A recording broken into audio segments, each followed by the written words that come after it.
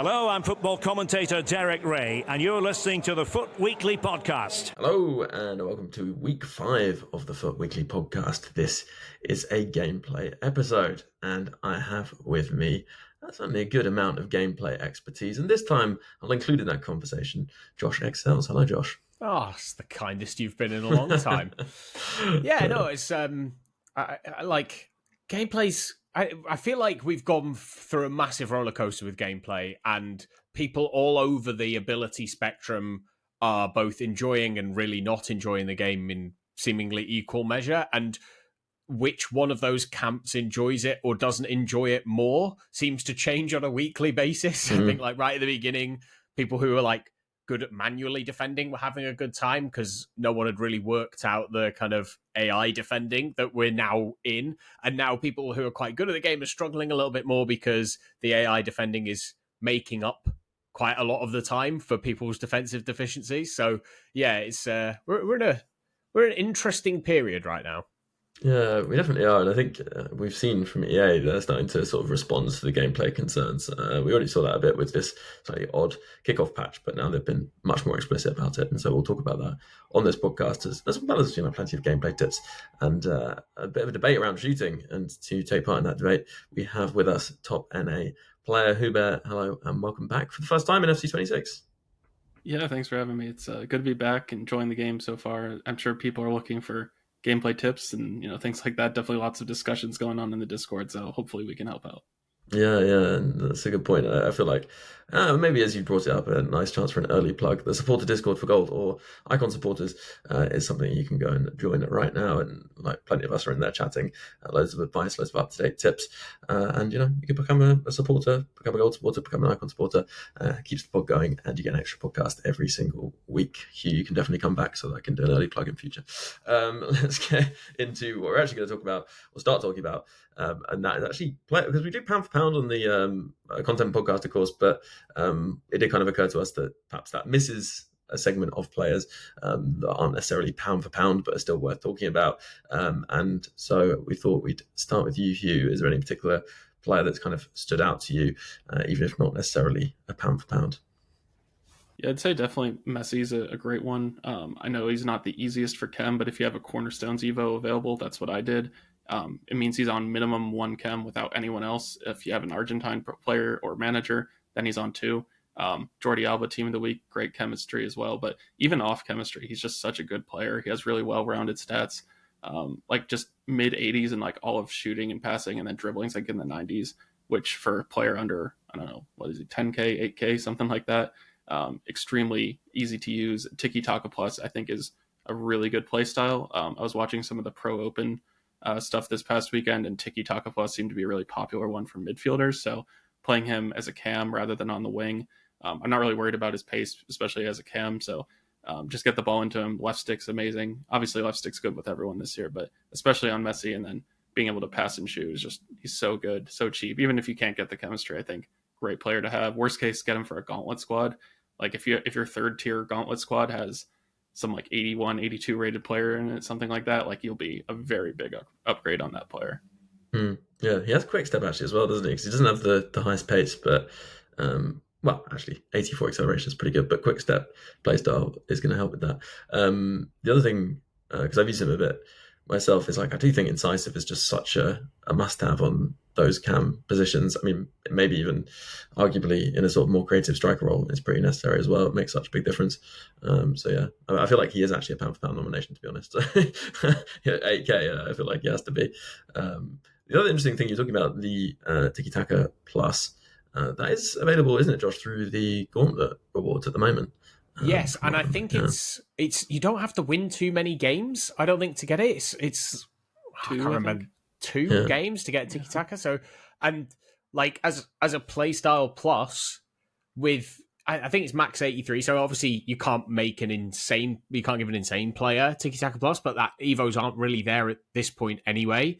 But it does make like a big difference to, especially kind of midfielders or that cams. It depends on what you want your cam to do. I've seen a lot of people running like 4-4-1-1, and some people like to have their cam on like shadow striker running into the box, and so Tiki-Taka might not be the elite playstyle plus you go for. But if you want somebody to kind of dictate in the middle, especially for those quick passes when you kind of are trying to cut back around the box, trying to beat that deep set defense, it's an amazing playstyle plus to have. I think I might have mentioned that before, but there's a NWSL centre defensive midfielder, 𝘵𝗍𝘃, Japanese, and she has kind of this ridiculous array of base playstyles: finesse, incisive, anticipate, press proven, relentless. This is on an HT rated player. She's got 4-star weak foot. 5-star weak foot, 4-star skills. Also the block playstyle as well. I didn't mention, but I noticed she's eligible. She's only an 82 for the Tiki-Taka Plus Evo. So she has like these 6 pretty good base playstyles, and then the Tiki-Taka Plus on top, because I don't think there's a regular playstyle limit on that, which is quite nice. So that's definitely worth looking out for. I mean, obviously it is. It's a playstyle plus Evo that isn't whipped past plus, which is the only one I think we've had so far, which is all right, I guess, in certain positions. But Josh, anyone you wanted to mention as being a bit of a standout? Yeah, so I mean, just if you are struggling for chemistry for @𝗏𝐼, I've quite enjoyed Rodrigo de Paul when I've used him, who's a fairly solid midfielder who gives you like as good a link as you can get. And I think we mentioned that 𝘭𝑪𝘀𝘉 on the content pod this week as being a decent left back. I'm going to stay a little closer to home and shout out the 𝘵𝗵𝗽𝗏 season pass World Tour player. Obviously, like, I want him to be good, so I'm going to notice when he does good things, but he's just really, really solid. Obviously, he only appeared in my gauntlet squad because, that he wasn't going to make his way into my first team, but he's been good enough in there that I might think about it. Like, he's got a weird array of play styles that can kind of do a bit of everything. He's got intercept as a base play style, which I think is really important in the midfield to stop them letting the ball through their legs, regardless of where you've put them, or even dragging their foot back to stop them from intercepting a ball, which happens every now and then. He's got ping pass plus, which for the way that I use my 4-5-1, he's like my deepest midfielder, and that's a really useful playstyle to have to kind of move the ball quickly to try and drag a defense around. He's got finesse shot, so if he does end up in the box, you've got a way to score that isn't just low driven. He's got rapid as well and press proven. Like, I just think it's a really good base. I don't want to talk about evolutions just yet, but it is a good base for an evolution. I just think his stat distribution's really solid. You look at his passing, he's like high in vision, short passing and long passing, and curve. And it's just like his crossing and free kick accuracy that pull him down to 85. He's got like 91 base short passing and 90 base long passing. So that's wild. We talked about high dribbling players. He's got 87 dribbling on his card. He's got 95 balance. It is a genuinely like really, really good card. The only knock on him is 3-star, 3-star, especially in midfield. But for that like secondary Evo squad, he's been really, really fun for me. Yeah. It is nice, I mean, the number of players I've been trying because of Gauntlet has definitely increased, and you do get to sort of experience a couple of different types of player that you maybe wouldn't have used previously. Maybe slap on a different role to the one you'd used before because they have a plus or plus plus, and I think that's been quite interesting. It's notable how much, and I know, Hugh, you'll probably like this, that you see Rodri quite a lot in Gauntlet, I find, just because people have presumably backed him as high-rated fodder and thought, I'll keep him for an SBC, and then suddenly they're like, actually, even though he's got 50-something pace, he's someone that actually is effective, or more effective perhaps than faster but less technically good options. And I know you have had a bit of a Rodri to glory going. Yeah. A little bit. Does have 65 pace and 65 pace, yeah. So he's a little faster than you'd think. But yeah, 190 games played. He's also purple and has flames on him now, so mine's definitely not fodder. But the Tiki-Taka Plus is definitely a huge deal. Right now in my narrow, all 4 of the midfield 4 have Tiki-Taka Plus, which I think is a really big boost, because like when you have players close together, it can get a little cramped, so you have to play those passes quickly. So having Tiki-Taka Plus, you can just tap A, or whatever your button is. And it's just so easy to move the ball around, and assuming the opponent doesn't have 4 players in midfield, which unless they're playing narrow, they won't. It's just so easy. You just find the open man and just keep playing it. And it just becomes very easy to progress the ball. Yeah, and actually, you gave us a little tease of the fact that you've been playing this narrow, which I know people have been trying since you shared the tactic and enjoying. So maybe we come back after the break and talk about tactics, and we'll share what we've been playing right after this. Hello, and in this break, a quick reminder that the pod is made possible by supporters. The pod didn't used to be weekly. Yes, Foot Weekly wasn't actually weekly for a time. And then someone suggested setting up the Patreon. And since then, the pod has been weekly. And in fact, it's been twice weekly because there is that supporter episode every single week. So if you'd like to catch that episode and keep the podcast going, it's just £3 a month to do so. And you get loads in return. And there are perks higher than that, including access to the Discord too. So if you're interested and would like to support the podcast, then head over and search Support for Weekly. Go to Patreon and it's very easy to sign up. If you are a supporter keeping the podcast going, then a huge thank you for doing so. And if you do consider supporting, a huge thank you too. Right, let's jump back into the pod. Hello and welcome back after the break. Right, as promised, let's talk tactics. It is one of those points in the cycle where I feel like people's tactics change quite a bit. So it's, maybe harder to stick to one and also to kind of take something from other people's. But I know, Hugh, you've been running a 4-1-2-1-2 brackets too narrow for quite a bit of time now. And I assume using probably last weekend of champs and things like that. So yeah, how's it been for you? And take us through the tactic. Yeah, it's been working well. I think it's a really good one, especially if people are struggling to defend, because it has so many players like kind of pushed in the middle. So I think a lot of people have had issues with pulling a center back or defender or midfielder or whoever out of position to try to press the ball. And then you find this like massive gap where you get exploited because you pulled someone out of position. And with so many players in the middle, that it kind of like auto replaces that player. So like the CDM can drop into the back line, or shift across if I pull a CM out of position. So that's part of why I think it's really good. It just like cramps the space in the middle. So if someone wants to spin out on the wing, they can do that. And sometimes against like a good 4-4-2 player, it is kind of tricky because they're kind of 2v1 on the side, especially if they use their fullbacks. But for the most part, for people, they just kind of try to force it into the middle. And there's just so many players tightly packed in that I think defensively it makes it very easy to, not easy, but easier to defend like those middle spaces where it feels like someone pings it into 𝘵𝗲𝗄𝗯 and she just spins around endlessly and you can't get near her. There's just so many people in that central area that it crowds them out.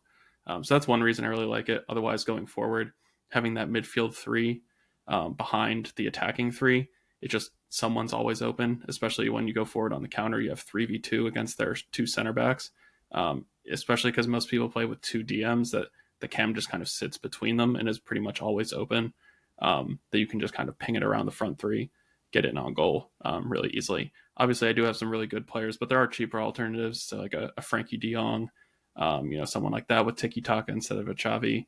I've used Jordi Alba team of the week at left back. He's really good. Even 𝗏𝗏, I was using him before the promo version. And then you could use 𝘵𝗲𝗄𝗯, for example, instead of like a Stoichkov. But to be clear, I am doing like a theme team for Pep's past and present, so players who played with or for Pep. So that's why I have the players I do have. But there's definitely cheaper alternatives to some of these. Actually, I was going to interject quickly to say, if you're listening to this, you won't be seeing this, but we have got the squad up and the tactic will be up as well. And obviously, if you're watching on video, you can see that in front of you at the moment. And actually, it's worth pointing out that this is using GG Club, which is a new foot.gg feature. All Hugh did was share the link to his GG Club, and GG Club syncs your squad. So we can see a squad, we can take a look at his tactics, he can share an image of his captain, best player, longest serving player, best Evo, things like that. At the moment, it's very nice as sort of a Spotify wrapped for Ultimate Team. It shows all your player stats and things like that. But as it's built out over time, you're going to get the opportunity to see squad improvements and suggestions. There's some interesting stuff in there already for sure. And it's a really easy way to share your tactics and tactics code. So we're taking a look at Hugh's GG Club at the moment, and we'll also share this in the tactics bank in the Sport Discord, and I'll put the code in the description as well, so people can copy that off easily, but it's on screen at the moment as well. So anyway, yeah, take us through the sort of actual tactic and the logic behind it, I suppose. Yeah, so starting at the back, just using sweeper keeper. Ederson does have ball playing goalkeeper. I think it's called ++, but I didn't feel like it really did that much. So I'm just using sweeper keeper because if I get, long ball over the top in transition, I just want him to be ready to come out. I know a lot of people say to just use goalkeeper. I don't know if it really makes that big of a difference other than the sweeping part. So I kind of like that. But I guess use what you're comfortable with. Arnau Martinez, fullback. I use fullback versatile just because he can shift across. If the wingback is caught upfield, he can kind of tuck in to make a 3, or he can be, a bit of width on the right, but he's not that great going forward, so I don't really want him pushing up. So that's why I kind of just left him on fullback. Just using defend on the two center backs. I feel like ball playing defender can be nice, but sometimes they drift a little bit, especially if you're being aggressive. That's, with a deep lying playmaker. If they kind of wander to one side and the ball playing defender wanders a bit, then there can be like a really big gap through the middle. Wingback I just like because sometimes you can get that triggered run going forward. They don't really push up as much as you think. Like I know sometimes people say they don't want to use wingback or attacking wingback because they'll get countered, but I feel like unless you're manually triggering the runs or like dribbling with that player, they're not playing like a winger. Like they provide some width, they push up a little bit, but they're not like way out of position, especially because I think say like a 4-2-1-3, oftentimes when the winger receives the ball, they're deeper than the fullback is anyway. They're not like running in behind past the fullback, so I feel like it's not really a big deal if they're slightly ahead of the center backs.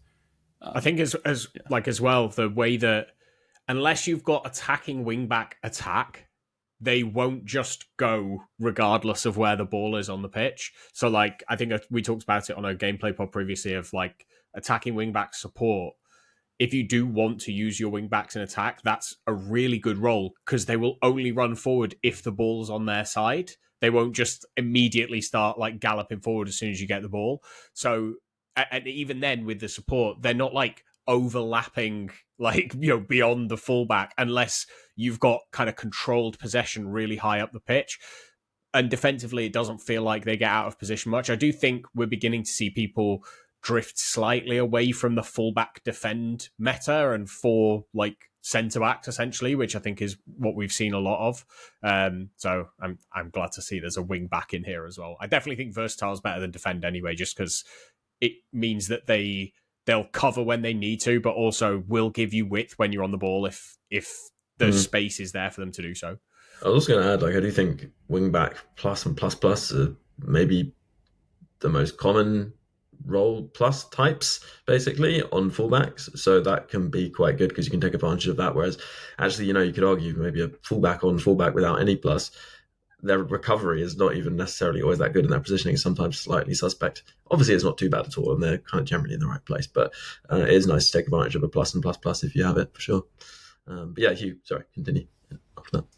Yeah, so just looking at the midfield, I like the deep lying playmaker on defend just because they'll show for passes more often, or say if the right center mid is pushed wide for some reason, they'll kind of come across a little bit more, whereas something like holding, they're just going to sit right in the middle, which I know some people want, but I feel like sometimes it's like they're just not useful in possession. And if I'm looking to have a midfield 4 to outnumber the opponent's midfield, if that player, say, is against a 4-2-1-3, they're just kind of sitting next to the opponent's cam and they're not really helping. They still do, track back and defend and things like that. The only time they're really out of position is, say, if right when you lose the ball, they may have come across to help, like, show a passing option. That might be a little out of position, but I don't feel like it's that big of a deal. And especially like someone like Rodri, like I'm using him for his passing ability. Like he's not fast. He's not like amazing at tackling. So like it feels like kind of a waste to not use him in that way. So that's my logic with the CDM. For the two center mids, I just use playmaker attack. They have the plus plus, but I just like the runs they make. Sometimes in this scenario, they'll overlap on the outside. They're always showing for passes, making good runs. They'll get into the box as well. So I think that's good. I think you probably could use box to box if you have the plus or plus plus. Probably a bit of personal preference. I think with that role, they're a little more just straight forward and backward, not like kind of finding space. It's just kind of they run forward when you have the ball, they run back when you don't, which is fine if you want that. But I kind of like the more creative positioning, especially with the midfield 4s. Like I said, it feels like someone is always open because the two playmakers in the DLP are just like always moving. Have you experimented with roaming at all on them because you're playing narrow, like giving you a bit more options wide would potentially be helpful? Or do you find, because I run both centre mids on attack, but I'm in a 4-5-1, so the width's kind of already provided? Yeah, I think you will get more width from it, but they won't get into the box as much, at least in my experience, which I kind of like that, if a striker drags a center back out of position, you have that center mid like filling in late, kind of like that box crasher on a CDM. So I just like it more also because like Xavi and Reinders aren't like very fast. I don't really want them wide. Like if they drift that way, that's fine, but like I don't want them to like intentionally do it. So I prefer attack, but you could probably do roaming as well. Yeah. For the cam, I'm just using Shadow Striker. I think 𝘵ci only has half winger at cam, which is kind of weird, but I actually kind of like that he doesn't have a plus or plus plus, because I feel like he doesn't push up so quickly. Sometimes I find that like a Shadow Striker plus plus, like I've used Musiala in a Gauntlet team, and he's like playing like a striker. Like he's just up against the back line, which sometimes people want that, but when you already have two strikers, you don't really need that. I kind of want someone in that kind of gap in the middle. You could probably, if you had like a plus or plus plus Shadow Striker, you even try like a classic 10 maybe. Might be kind of similar to what I'm getting with this. But yeah, I just like that he's like showing he's like between the midfield and the strikers. He's available to get on the ball, and then he can play passes or shoot or whatever.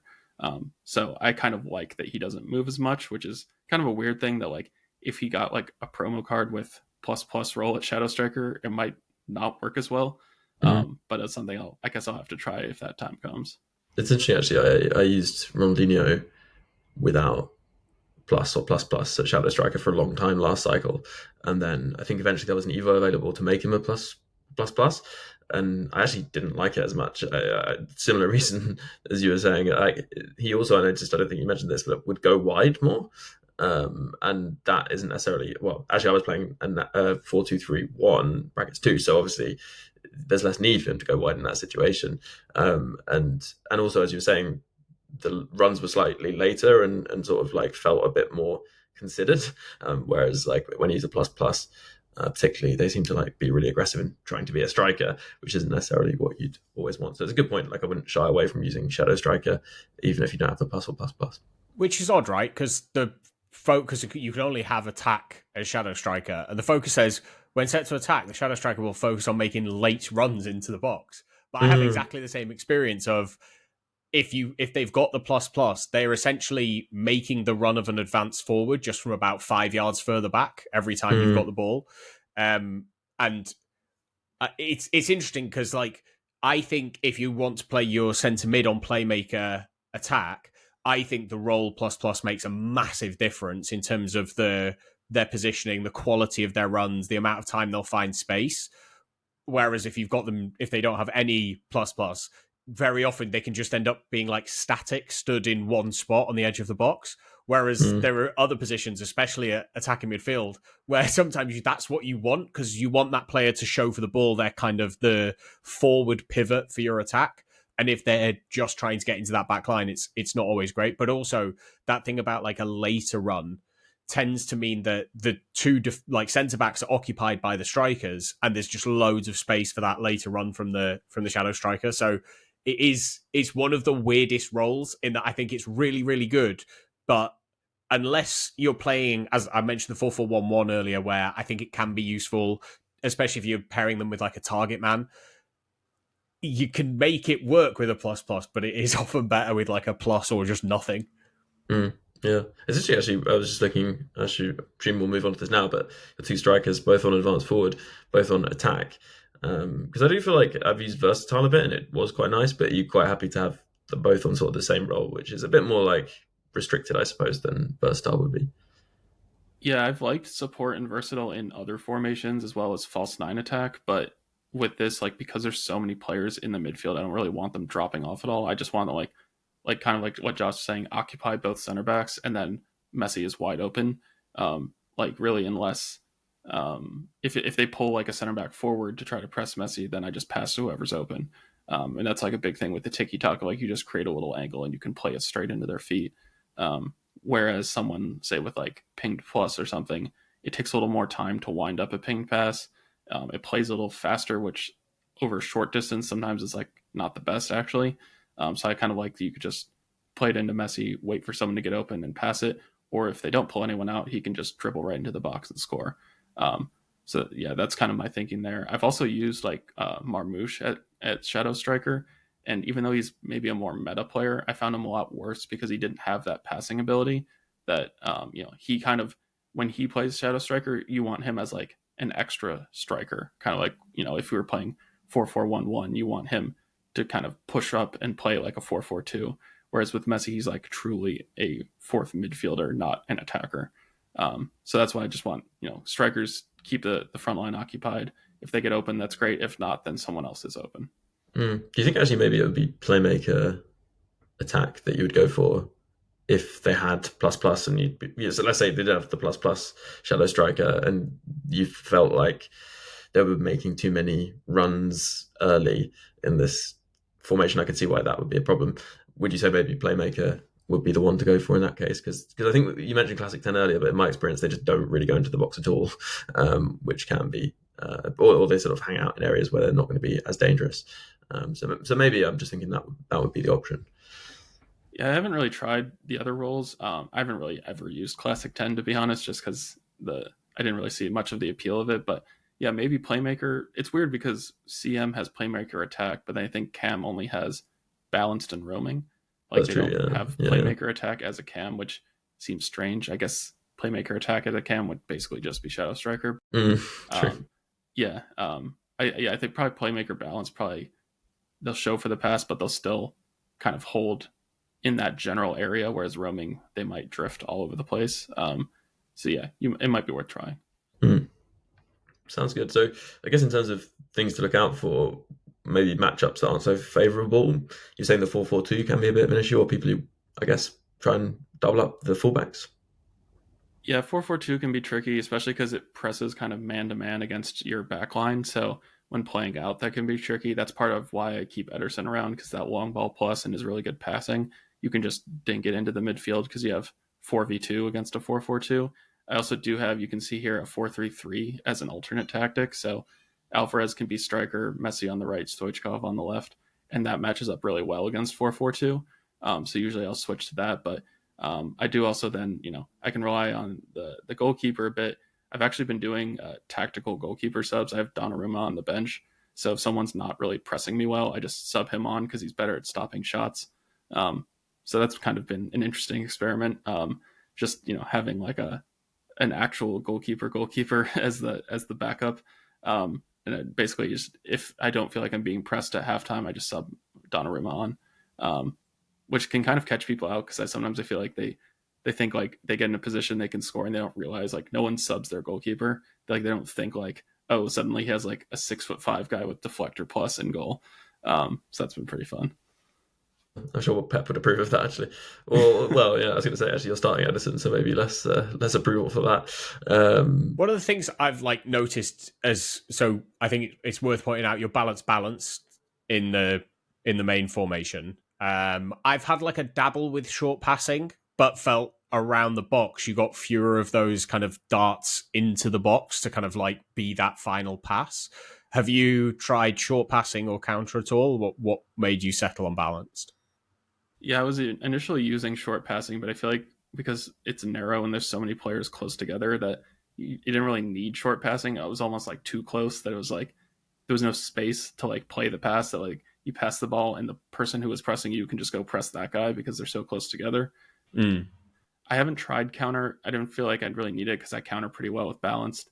And then defensively, I think it's technically high. It's 70. So I don't know, maybe that's just how it's displayed, but I'm just using the default there. I think on the 4-3-3, I set it up in the web app, and that's why it defaulted to 30 depth. So I guess I need to change that. I didn't mean to be using 30 depth, I swear, but yeah.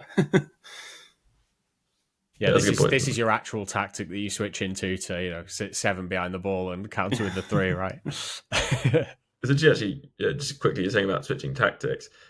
I have a 4-1-2-1-2 narrow as one of my options to switch to in game, and I think that's a really, really good move. Like if you're playing like the 4-2-3 1(2), which is what I'll come on to talk about in a second, or maybe a 4-4-2 variation, or anything along those lines. Really, I think having something that attacks quite differently is really helpful. I mean, I've switched to it so many times in games, and people are suddenly like, "Oh my god! Like, how do I defend this cam?" Because they're just, they've been defending what is a cam in a very straightforward position to pick up relatively, and now they can't sort of be aggressive with the centre back because the centre backs are marking the two strikers.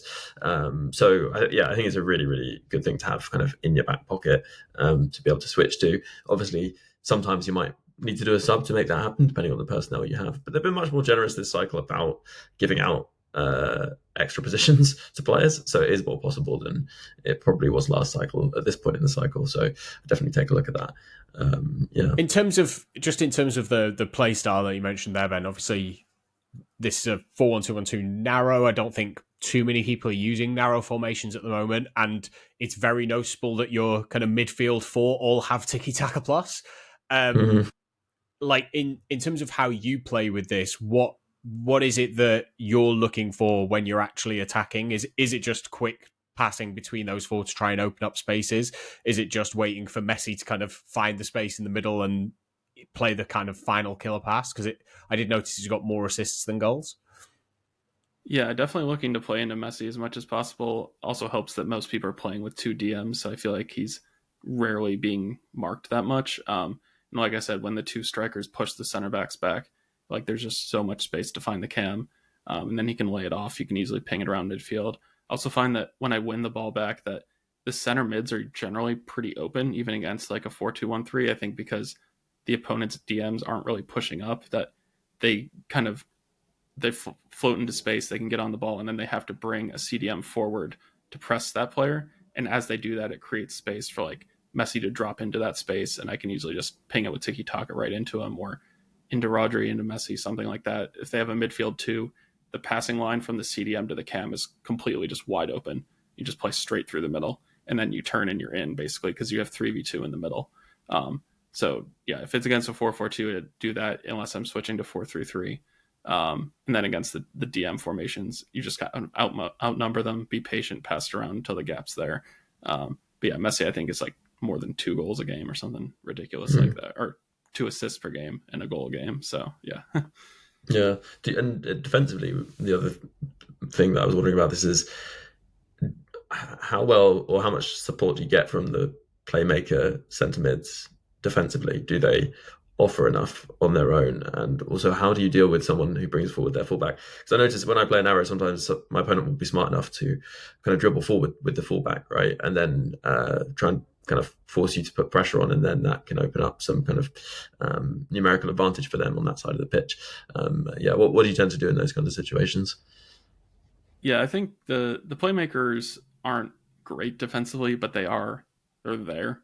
So if someone's saying, someone again playing like 4-2-1-3, they're between the opponent's CDMs and the forward players, so they're at least kind of blocking those lanes. They're players who I can second man press with. They're at least like in position. They're not like cutting out a lot of passes, but they're at least like there and available to help fill the space, which is really kind of what I'm looking for. That they can just not make things easy for the opponent. If they do go wide with the fullback, typically I kind of just let them go, because like, how far is someone willing to carry the ball with their fullback? Say it's like Frimpong or something. Like, are you going to go all the way to goal? Are you going to take a shot with Jeremy Frimpong or something like that? Like, probably not. And if they do, like, I'd rather them do that than like pass it to Claudia Pina or whoever to shoot with them. So like, I won't just like completely back off and like let them do what they want, but I'm going to kind of sit off until they get close to where someone already is. So I'm not pulling out of position just to press them. Because like you said, if I run someone all the way out there, then there's a big gap. Thankfully, because there's a lot of players in the middle, that there are players to cover, but typically I just kind of let them go and wait for them to pass it or cut inside or something like that. And that's when I press. That makes sense. It's probably worth thinking about like how it matches up against those like 4-2 formations, which is what most people will play, because, if you imagine the cam's covered by Rodri, the strikers then got 2 centre-backs, the wingers are both up against full-backs. Like, unless the opponent has like box crasher or maybe DLP build up, they're not really bringing too many other players forward in attack. And I also think that might be where like 4-4-2 is a difficult formation to come up against, because those centre mids are far more likely to make a run forward. And if they're then attacking with that full 6, even if your 2 centre mids on playmaker attack drop back, you're then defending 7-on-6 rather than 4-on-5. And actually the smaller numbers, if you imagine, you've got 2 defenders to defend against 1 player, that's a lot easier than having 4 against 3. And when it gets to like 7 against 6, there's so many runs happening that you can't track all of them at one time, which is where like I think you have to be really active with central midfielders, switching, cutting passing lanes, switching somebody else, trying to cut another passing lane, just trying to maneuver them into a position where they can be helpful if there is a run from your opponent's midfield, especially against the 4-4-2. But also having a secondary tactic you can move into if you're coming up against a formation matches you up well is just smart thing to do tactically, right? That's what a manager would do in real life, is have a variation they can go to, not just play the same 5-back formation every single game. Sorry. But yeah, I do think it's useful to have that second tactic, even if you don't have loads of roll pluses. Just having the ability to switch in something a little bit different helps you out defensively as much as it does going forward. Yeah. It's really true that, like, I think maybe people sometimes worry too much about the role familiarity when switching to a different tactic in game, where actually the advantage you get from that different tactic and the sort of change of defensive, I guess it's like pattern that your opponent has to do, that is going to cause many more problems than some players on plus and plus plus. So yeah, I think that's an important point to make. But yeah, when I play Hugh, I'll definitely be putting 𝘬𝗲𝗃 at right back then. Just wondering what did you? Definitely don't play players completely out of position. Actually, they improved it, but it's still pretty bad actually.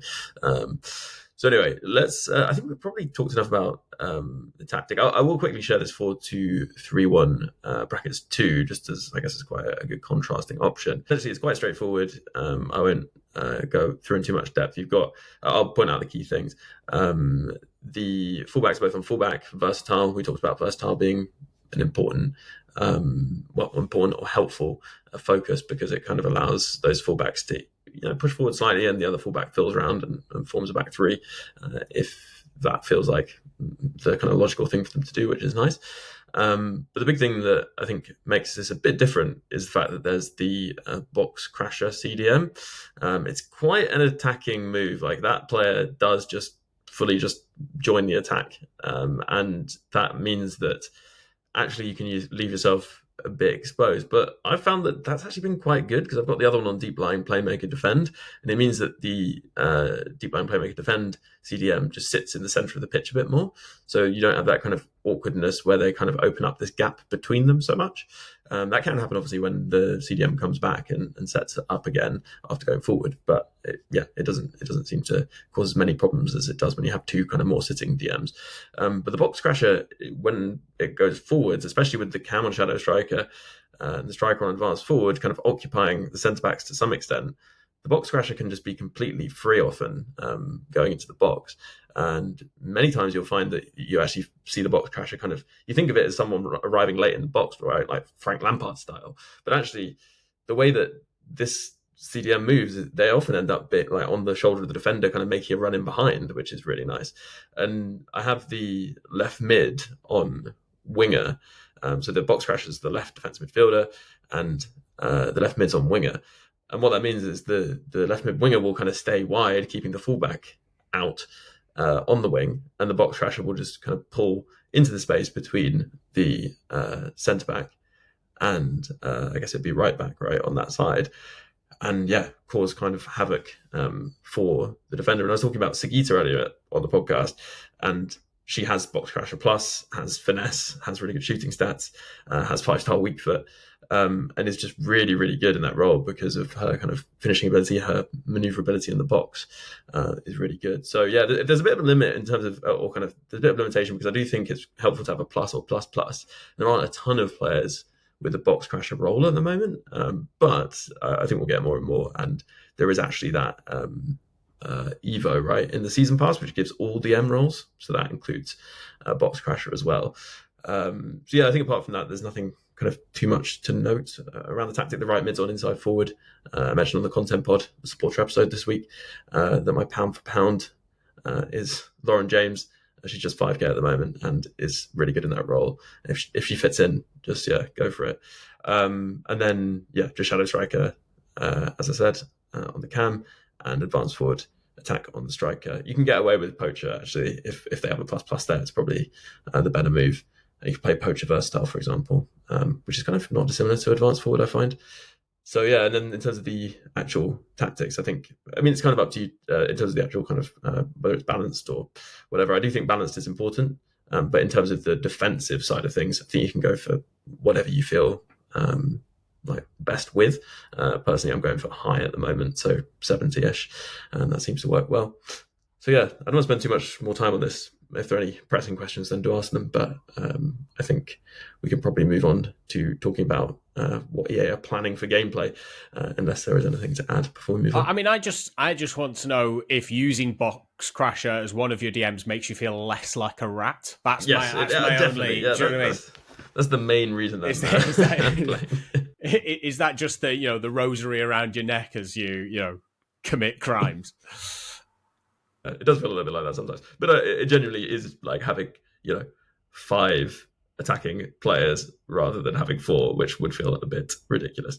I'd also say I have put switched fullback to wingback, and if you want to go a bit more attacking, then that definitely works well too. I wouldn't do it on the left side. It depends how you obviously can switch this to the other side, right? You can just translate it across, but I wouldn't do it on the same side as the winger, because that can kind of like cause too much congestion in that area. But if you want to send a fullback forward on the inside forward side, that can work really well. So there are options to make it more attacking. And I did want to highlight, actually, I think it was a tip we mentioned on the podcast, possibly Bert had mentioned it in the Discord, we brought it up here. Having defender on balanced, I think, is really nice rather than defend. Just gives a bit more pressure. And I've also found playing ball playing, but on, I think it's is it ball playing defend or potentially that is actually quite good as well for having a little bit more pressure on the ball, possibly taking an advantage of a ++ role as well. And I would definitely consider switching up those defender focuses and roles. Maybe not go so far as stopper or wide half, but is it wide half? Wide back, isn't it? Yeah. So yeah, I think on that we'll take a break, and I want to come back and talk about what EA are planning for gameplay that we've heard more recently. Have a discussion about that in just a second.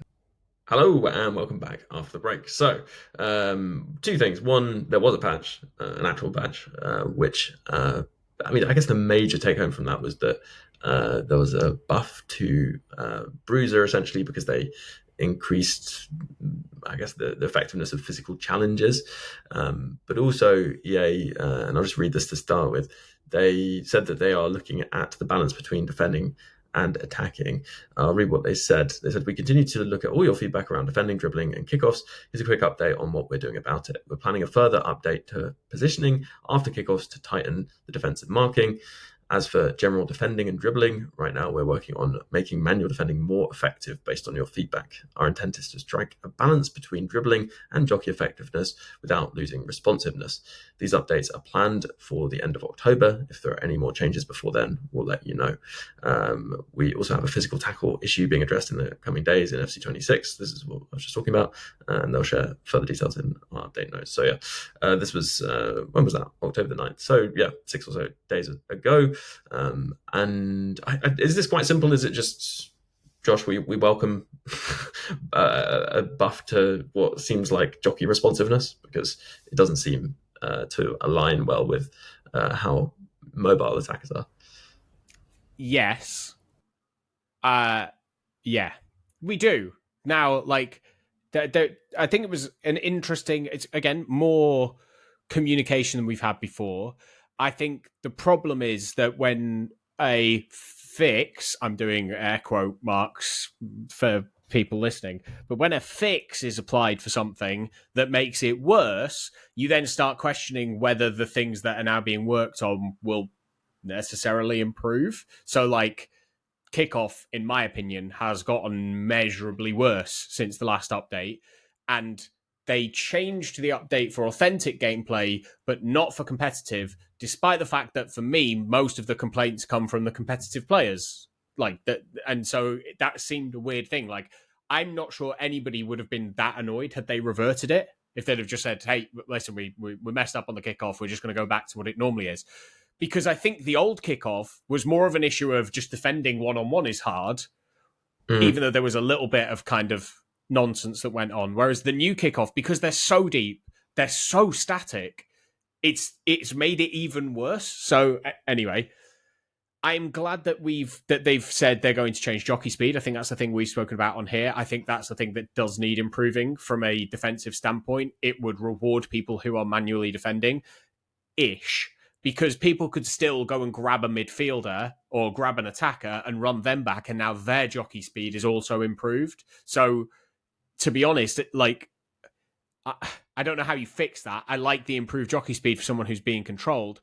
I'd want it to be kind of go hand in hand with some sort of timer for if you don't control anyone in your back four, that they suddenly forget what they're supposed to do and stop marking. Because, I mean, I played a game yesterday where I literally watched it back afterwards, and unless he was on the ball, my opponent controlled his centre-backs twice the entire game. Twice.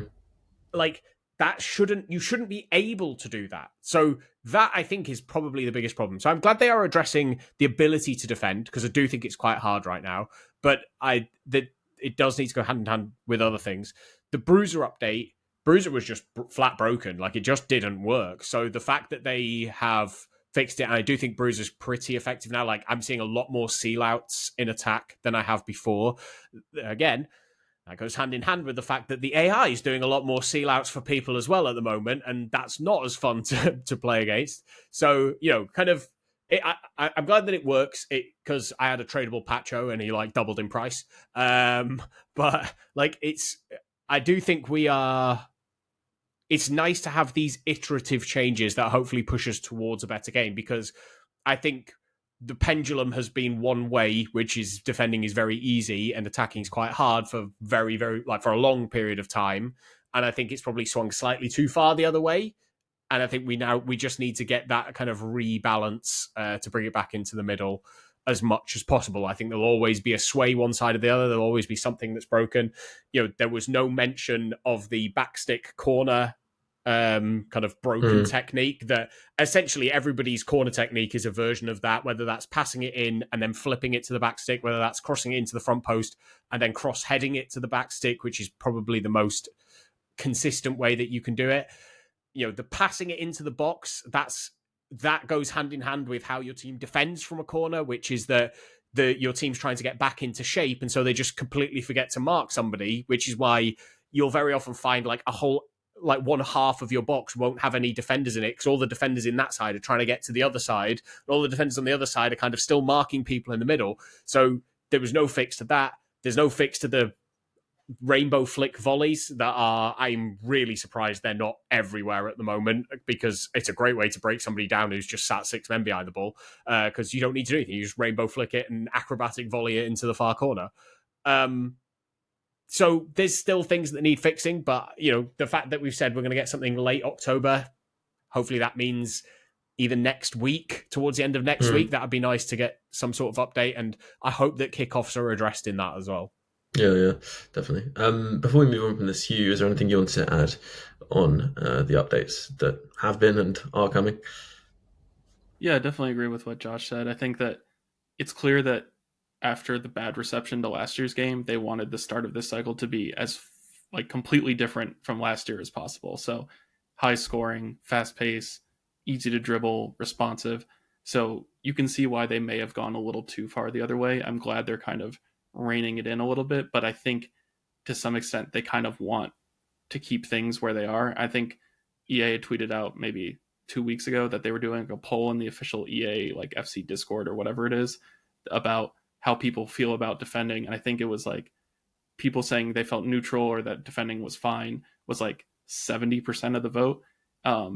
There was somewhat too bad defending was maybe the next highest at 10%. So evidently a large portion of the community is happy for the game to play the way it is. I know there's a lot of people in the Discord and maybe listeners of the pod who, especially anyone who's maybe older than like 28, who maybe doesn't have the responsive reactions they used to when they were younger, that this game feels a lot harder, especially defending, because, you know, you can't necessarily react as quickly with this really responsive dribbling. So I think the changes will help, but it's not going to be 2-1 score lines all of a sudden. It's still going to be tough to defend. You're still going to have to really lock in, but it is a step in the right direction.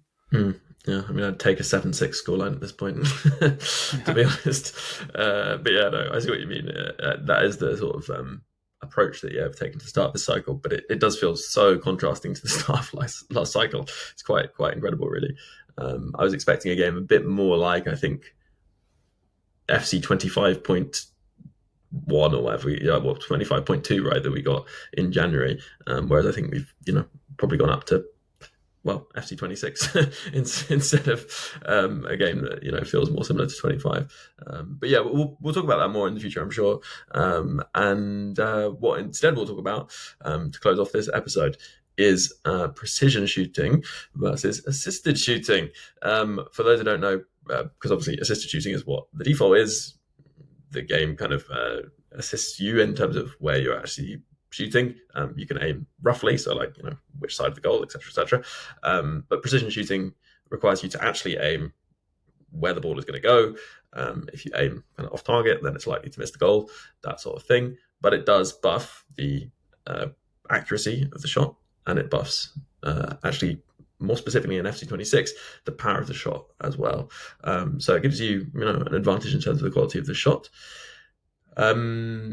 I think that listeners of this podcast who are in the Discord will be aware that I myself and Josh are both big fans of precision shooting, as we mentioned on the podcast. But Hugh, you are not a big fan of precision shooting and have been pretty committed to assisted shooting. And we should say you play a very high level, I don't know if you've got 15-0 this cycle, but I'm sure you have in past cycles at some point. Yeah, almost, yeah.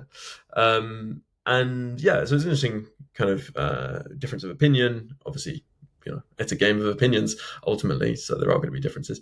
But yeah, what's your kind of argument, Hugh, for why you don't think it's necessary to use precision shooting, or I guess not necessary, but why you don't think that there is much of an advantage in using precision shooting this cycle? Because I think for a lot of people, they think that it does. Well, I guess pros have to use it, right? It's actually necessary for them to use it, but they believe that there is an advantage to using that. Yeah, so I definitely start by saying I think it's definitely a personal preference where, I don't think it's a bad thing to use if you're someone who is using it now and it works well for you. Like, don't feel like what I'm saying is change it back. Like, don't use it. Nothing like that. I think for me, the issue I was having was too many occasions where I created a really good chance and missed the goal entirely, which I fully understand is like user error, skill issue, get good, whatever you want to call it.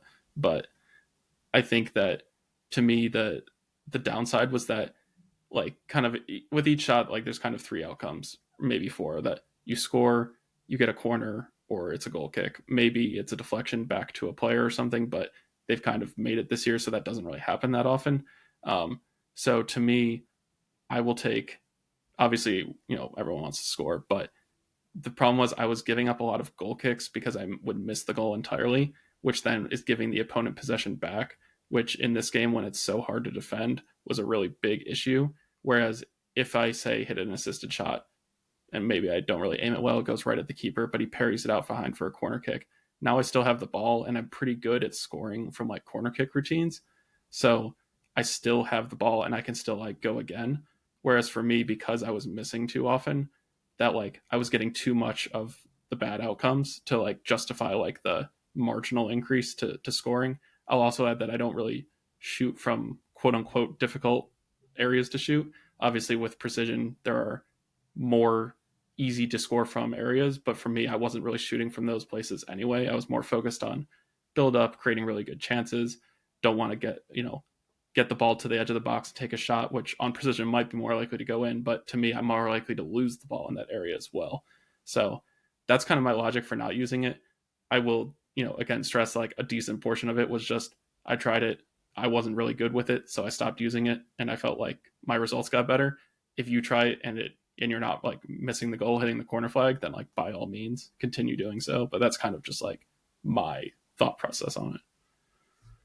Yeah, and then Josh, you obviously have been in the precision shooting camp for a long time, and also did, I think I'm right in thinking, over the last few weeks turned it off, so went back to assisted and then went back to precision. And I think it's something important to kind of say is that I think some people think of this as being sort of an advanced technique, not to say you're not an advanced level player, Josh, but it is something that I personally think that if people want to give a go, they should give a go, no matter to an extent their level, because what it requires is aiming, and aiming is a part of most games. So if you're able to aim, then that is something that you should try and give a go, because it can give you an advantage, essentially. And I think that's kind of your viewpoint on it, Josh, as well. But yeah, I'll kind of start off by saying, in an ideal world, you wouldn't be able to play online in Ultimate Team on anything other than precision shooting. I think being able to aim is a skill gap that we should go for. Like, oh my gosh, Josh, that's so controversial. Damn. It's kind of like if you were in Call of Duty and you're like, well, I can see there's somebody on the right side of my screen, so I'll just hold right and then press shoot, and it auto fires as a headshot. Like, it feels so dumb to me. And so there's an element of when I'm using it, absolutely, there's part of me that just feels superior. But there's an element of like, I just find it more fun because I feel like I've actually done something. The reason why I changed it was because I had missed a one-on-one chance in a really tight game, I think to win a gauntlet or to win the final of a tournament. It was the first tournament that we had, the early access tournament, the final of that. And it was like a goal that essentially would have secured the win. And he moved his keeper. And so I swung round from the side I was aiming to like the side he was no longer stood in. But because I'm swinging round, my aim isn't as good because I'm not as like skilled at doing that. And it's something you have to do very quickly. And with how good keeper movement is this year, the ability to go, oh no, I'm aiming the opposite side now to like wherever he's moved his keeper, and be able to just go from one corner flag to the other is far easier than having to aim at one post and move it to the other. And so that's kind of why I switched. And it's not to say that those shots didn't go in. Like, I did find it much easier. And what I will say is, if you're someone who leans on play styles a lot in your shooting, if you're using 𝘭𝘪𝘐𝗫𝗀, yeah, probably assisted, you're going to score more goals, because instead of needing to aim in the corner and double tap, you can literally just aim for the corner flag and double tap, and you'll get effectively the same shot. There'll be very few times where a precision shot will go in that an assisted wouldn't when you're using those playstyle pluses. So I definitely think the gap between how good precision is versus assisted has dropped year on year. I think that also goes hand in hand with how quick the game is this year, how much twisty-turny you're doing in the box, because that requires you to move the stick you're supposed to aim with all sorts of different ways to kind of create that angle. And if you have to move your stick, let's say you've faked to come down the screen, now you've turned to go back up the screen, and you now want to aim for that far corner, your stick is now facing like vertically upward. On precision, you need to turn it like 45 degrees, maybe a little bit more, to like aim for the corner of the goal. On assisted, you can kind of just keep the stick aimed right up the pitch and press shoot, and you're going to shoot in that side of the goal. So I can absolutely see the argument and for using assisted shooting. However, for me, the advantage I get with precision is that those like gilt edge chances that you kind of have to create on assisted, I don't have to create on precision, or at least I don't feel like I have to create on precision, because there are areas around the box where I'm very confident I will at least get a corner because I'm used to shooting from there. I'm used to where I'm going to aim.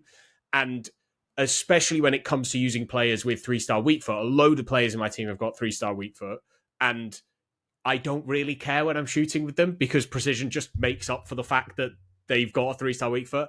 Now, if you've got good enough players, then that doesn't matter. Like if all of your players have got like even 4-star weak foot, really you won't notice too much of a difference with.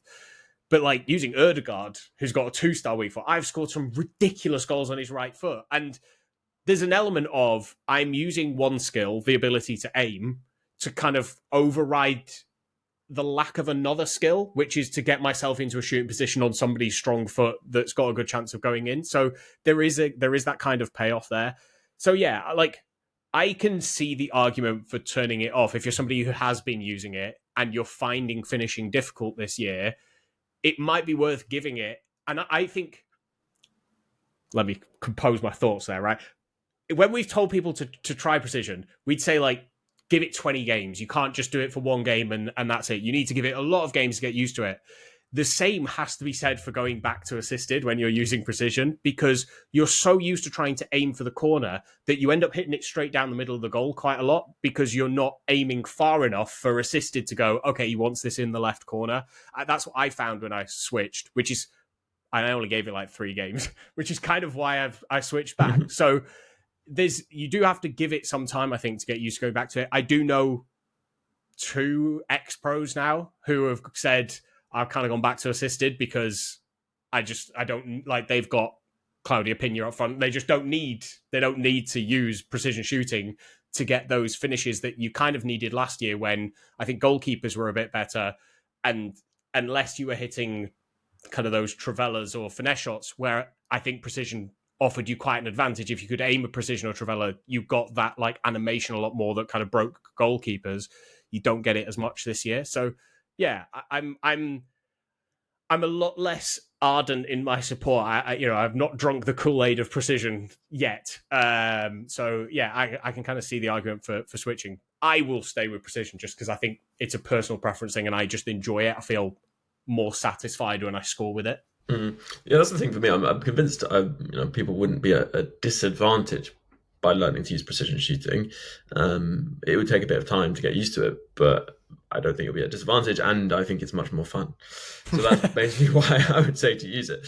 And I think that therefore it is worth trying, even if you're not completely sold. But I also think there's an argument for assisted for the reasons outlined so far, because actually it's, as Josh said, it's just not as necessary. The keepers just aren't. I mean, there's just a bigger discrepancy between the quality of shots and goalkeeping quality this cycle compared to last cycle for sure. But interesting in terms of like aiming at the keeper on assisted versus aiming at the keeper and shooting on precision. Often I'll just slightly miss aim and I'll be a bit closer to the keeper than I thought. But because of the advantage you get from precision shooting, especially because of the power increase, I think you just blast it past the keeper at short range, which is quite fun actually, and also actually it kind of feels realistic of real shooting in the real game in a way that maybe assisted doesn't. And also I think for first time shots, precision seems to give you quite a big advantage, and because you're quite close to the goal, the aiming factor is really not that big in those situations a lot of the time. And they get insane curve on it. Precision, I find that you don't get as much on assisted. Like when that ball that you kind of play across the box that you're running onto, the power with which you can finish it into the far post. Like there are goals I concede where you just instantly know you're playing against somebody on precision because you don't get those animations on assisted. Yeah, true. A quick point on assisted, which on shooting, which I'll make. Obviously, the removal of time finishing is something that factors into this. I mean, theoretically, precision shooting is better than it was because they moved some of the benefit from time finishing into precision. But I think they may have added that into the rest of shooting as well, if that makes sense. And that probably has meant that assisted is also a bit better. I'm not sure about that, but certainly they made precision better as a result. But one of the things I noticed is not having time finishing on free kicks is not ideal. I think especially at this point in the cycle where your free kick taker isn't so good, that has been a bit of an issue for me. The type of free kick I was typically scoring was sort of a slightly inside foot bent around the wall free kick. That was what I'd normally score. And that was something that, the kind of David Beckham style free kick, the classic. But actually what I've found does work really well, and you don't need the 𝘃𝘃𝘀𝘀 play style to do this, is doing the outside of the foot, curved, the other side of the wall, essentially, free kick. But also you don't need to necessarily do it round the outside of the wall. You can do it round the inside of the wall. And you can if you go on to, you move the reticule thing up. So it's like kind of in the middle of the sort of, if you imagine either on the left or right side, but kind of in the center of middle of the ball, you get, I think it's an outside foot low, maybe called a low, and you can put a lot of power on that. and it will just fly really fast at the goal. And if they move a keeper even a bit away from where you're aiming, it'll definitely be a goal. And even if you don't, it'll often be a goal. Obviously, still dead ball helps quite a bit. And maybe I'll come back with a clip or something and we'll share that. But yeah, it's really worth giving a go. Those like outside of the foot free kicks. It's basically the only way I've been scoring free kicks, but they are pretty consistent once you get used to them. So yeah. A final tip there, and I think on that we are ready to wrap up. So yeah, Hugh, nice to have you back on the podcast for FC26. Thank you very much for joining us. Yeah, thanks for having me. It's good discussion. Obviously, like we said, more discussion in the Discord, with what people are trying out, things they're finding that are working, especially like early game. I feel like you could find something that no one knows exists or like is good, and like before all the meta people out there start tweeting it out. So we're definitely sharing tips, analyzing gameplay clips, stuff like that. So definitely join that if you're a gold member or above. Yeah, definitely. Links in the description of this podcast, of course. And Josh as well. Really good to have you on this episode. I hear rumors you may not be available next week, so we'll wait with bated breath. Yes, potentially. Although there may be a special episode next week, so I might have to, bring my recording equipment to Cornwall with me. Yeah. Maybe do it from the beach. Yeah, could be some issues with wind in the mic, I think, at the start of the year. Yes, but yeah, good to have you on again, Josh. And thank you very much to all you listeners tuning in. A reminder: the content episode this week was a supporter episode. We chatted extensively with Brammer's game critic and consultant, of course, about the Saudi consortium buying EA and the ramifications of that. So if you'd like to check that out, then do head over and catch that supporter episode this week. And thank you very much to all you listeners tuning in. A reminder that if you're catching this on the various different podcast platforms, you can subscribe over there, and you can also subscribe on YouTube. If you're catching this on YouTube, then do drop a like, leave a comment. It helps out and we read all the comments. And if you're a supporter of this podcast, a huge thank you for supporting the podcast and keeping it going. And a big thank you too to those icon patrons: Dave B, Darren W, Hugh J, Rob W, Josh R, Ralph, Brian, Michael B, Adam R, Make B, Michael H, Rob S, Michael K, Neil P, Jake S, Tom B, Alex M, Damon H, L, James B, Sam K, The Shirt Locker, Lee A, Chris G, Mark M, Dom P, Rob P, Roger D, Waterman, Also Ran, and Juicy. Plus a special thanks to Luke M, Dave B, Hugh J, Tom M, Darren W, and Pato Foot for advice and production assistance. Before I leave you, just one more thing to add though. Ultimate Team is a bit like life really. It has its many ups and downs. If you're having a few more downs than ups in real life in these more difficult times, then please don't feel that you're alone or need to struggle on without taking action. If you go to thecalmzone.net, there's loads of resources, advice, support, or even just a friendly chat for anyone who needs it. If it sounds like it could help you, then head over to thecalmzone.net. And for now, have a good one, and I'll catch you on the next podcast.